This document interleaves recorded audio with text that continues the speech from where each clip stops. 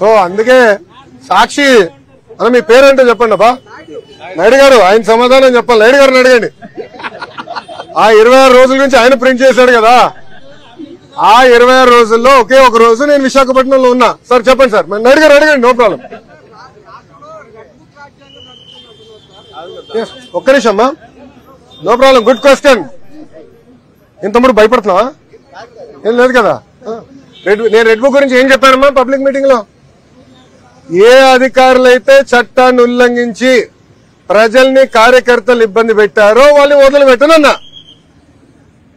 అంటే మీకు ఫండ్ చేసిన అధినేత పార్టీలో రాసలీలలు జరుగుతున్నాయి. నిన్న మొన్న అన్ని బయటకు వచ్చినాయి. అధికారులు కూడా ఇన్వాల్వ్ అయి ఉన్నారని పాపం మేడం గారు వచ్చి చెప్పారు. అవన్నీ ఎంక్వైరీ చేయాలి కదా. చట్టాలను ఉల్లంఘిస్తే ఎంక్వైరీ చేస్తా. అది నా రెడ్ బుక్ లో ఉంది. ఎందుకు భయపడుతున్నారు అందరూ?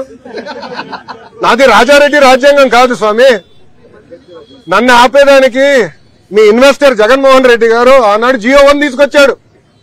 ఆ రోజు చెప్పా మడిచి ఎక్కడ పెడతావు పెట్టుకోపో అని.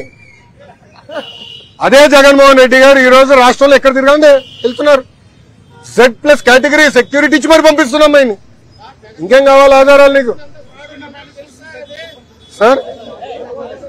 సార్ రిషికొండ ప్యాలెస్ లోపల ఏముందో ఇంకా నేను చూడాల్సిన అవసరం ఉంది. అంత డబ్బులు ఎట్లా ఖర్చు అయిందో నాకు అర్థం అవట్లా.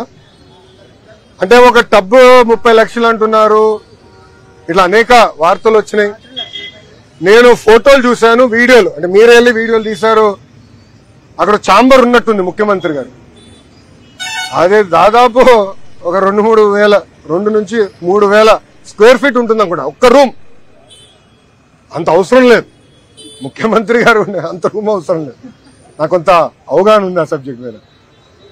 అడ్డాలుగా ప్రజాధనాన్ని ఖర్చు పెట్టారు. దానికి దేనికోసం వాడాలి అని అనేది మళ్ళీ చర్చించాల్సిన అవసరం ఉంది. Yes sir.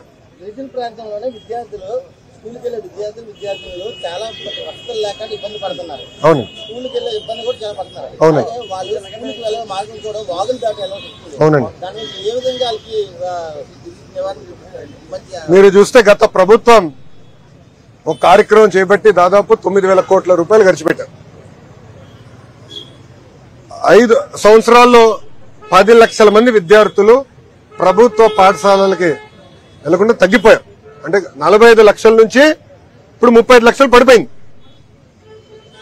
గత ప్రభుత్వం చేతగానితనం వల్ల జరిగింది. నేను కౌన్సిల్లో కూడా చాలా స్పష్టంగా చెప్పా, విద్యా వ్యవస్థను ప్రక్షాళన చేయాలి, ఒక రోడ్ మ్యాప్ ఏర్పాటు చేయాలి.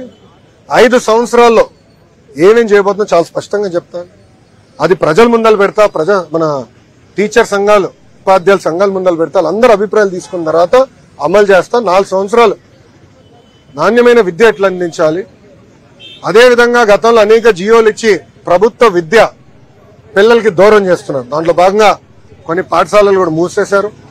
అది కూడా నేను స్టడీ చేస్తున్నాను. ఎందుకంటే లీగల్ ఇష్యూస్ ఏంటనేది అది కూడా స్టడీ చేసి తొందరలోనే సంఘాల ముందరికి వెళ్తా, ప్రజల ముందర వెళ్తాం.